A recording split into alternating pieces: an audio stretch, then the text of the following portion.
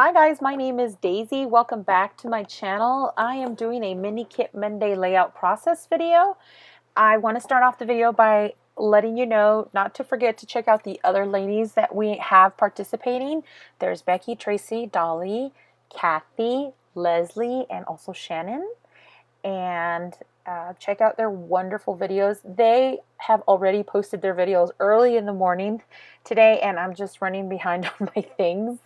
I just can't seem to get myself together. But anyway, I start out this kit. If you haven't checked out my kit, it is a very small one. This one is actually a mini kit this month around. I only picked out a few sheets of paper, and I started this layout by using the 4x6 card that you saw me cutting out. It was actually a 4x6 cut apart sheet, and I think it was from a My Mind's Eye page. I'm really not too sure where it came from at this point in time because that paper piece was old and I've just had it sitting around with my Project Life cards. They sit in a box together, all the 4x6s, and I just happened to pull that one out, and it just kind of inspired me with all the bright colors that I had been using for my kit. And so that was the beginning inspiration for this layout. It took me a minute to figure out that I wanted to do banners for the rest of the layout. I had an idea that I did want that cut apart, and I wanted that to shine in and of itself, so I thought I was going to make a band type of layout style at the beginning of this project until I start layering all the pieces together, and then I started formulating the idea that all these layers should just be banners. And so that's how I came up with the look of this layout for the most part. And it all came together pretty easily and pretty fast, I would say. I think the most part that took me was trying to figure out the layers here with the banners, and also, as you see later on, I do try to I do have flowers on this layout, and so I try to layer those and just try to figure a pleasing arrangement to the eye. And so here you see me, I didn't double up the washi, but I did layer the washi on top of the back of a pattern paper. And most of the time I'll do that if it comes to using washi, only because I'll back it with the white side of the back of a pattern paper, because one, it uses up pattern paper, and two, I feel like the washi stands out more. It gives it a little bit more like a thickness to it, so it's got more weight to it, if that makes any sense. And also I think the white backing helps to make the washi brighter, and the color of the washi isn't so translucent sometimes if you put it just directly on the paper. So that's the look that I wanted to go for, is something brighter and more with more heft to it. Here you see me playing around with this photo corner sticker. It's a larger photo corner, but I try to use it on the right hand side, and I move it to the left, and I do point out that it helps the eye go from the top left to the bottom right hand corner, because that's what the order of the picture, the cutout, and the ends of the banners go down, kind of like in succession to the eye. So it helps lead that corner, and so I kept it there, and I left it there even though I wasn't too sure if that's where this border corner was going to end up. That is from Sassafras company. They no longer make any more paper products, but I don't even know if they even exist anymore. But I did keep that photo corner there, and then I just realized that I wanted to layer more pattern paper behind the photograph. So I did have it layered already with vellum, and then I used that floral coral peachy kind of color, and I used it because in the 4x6 cut apart sheet that I used with the banners, it has that same type of color for a couple of the banners, and so I wanted to bring that color and highlight it all throughout the layout, especially because most of the photo sits on the Maggie Holmes patterned yellow floral paper. Here you see me using a photo frame, and for me, photo frames are definitely one of those materials or products, embellishments, that give me a little bit more work. I have to really think about how I'm using it, because it just doesn't come so easy or naturally to me. It's just one of those mental barriers that I can't get over for whatever reason. I'm not too sure. I had pulled out some embellishments earlier on, and I did try to use some flare. And since those didn't work out, I still had in mind that I wanted to use circular elements as like landing spots for my visual triangles.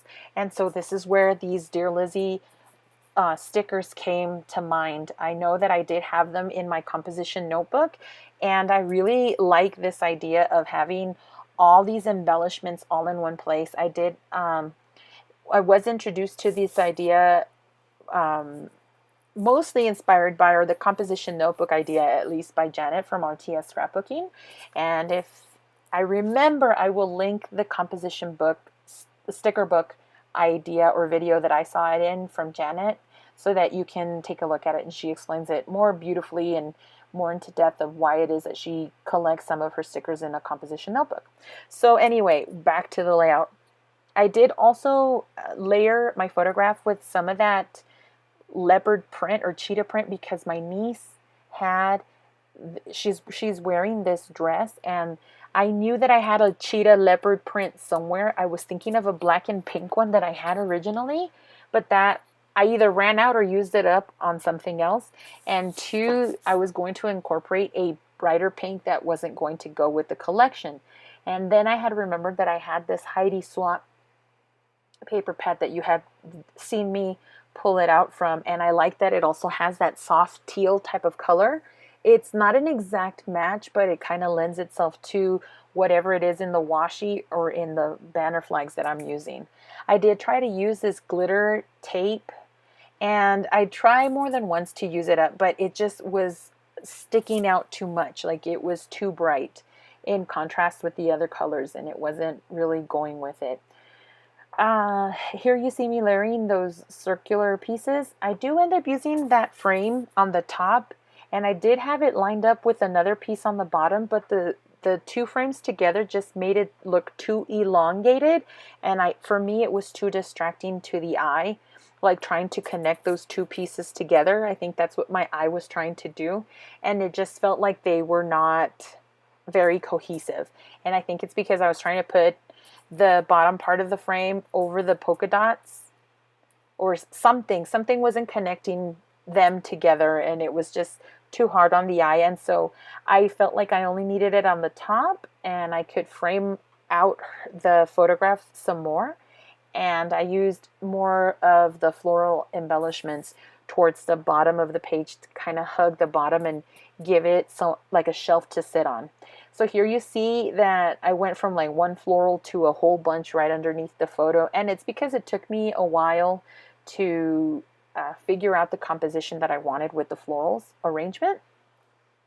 Here I'm gluing down some stuff. I did use half of the doily on the top of the banners, and then on the other half I used towards the bottom, and I actually like the look of it. It's not competing with each other, and my eye isn't trying to like do visual tricks with it, like trying to put those two and two together. So it worked out really well for me. I had a lot of fun making this page, and half of the work was done already with the 4x6 cut apart sheet that had the layers of all those banners. I just kind of emphasized that look more by cutting a few more and then layering those and making that my focal point to the to my layout, besides my photograph, of course.